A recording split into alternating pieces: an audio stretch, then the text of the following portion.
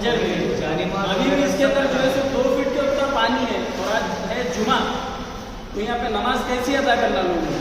तो भाई हम नांदेड़ के जो हमारे कलेक्टर साहब है और ये जो हमारे वार्ड के नगर सेवक है, हम उनको ये बताना चाह रहे हैं कि आप घरों का तो छोड़ दो, गरीबों के, दूसरों के, लेकिन अल्लाह के घर के लिए तुम थोड़ा इसका कुछ हल निकालो।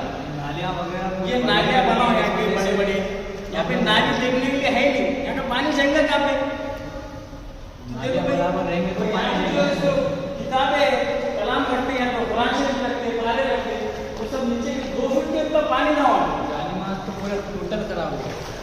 तो पूरे जो इसमें जाई नमाज है, बड़े बड़े बिछाए थे रखे बिछाए वाले, वो सब खराब हो गए। हमारे इस मस्जिद के जो मौजूद साहब है, वो बेचारे सुबह से मेहनत करते हुए आज अभी क्या टाइम होगा, 10 बज गए, सुबह 5 बजे से आते हुए उस मस्जिद में मेहनत कर रहे हैं। यहाँ के पूरे जाई नमाज वगैरह सब बिछाया था, उठाकर इसके फर्स्ट फ्लोर पे लेके गए और यहाँ कुछ महल्ले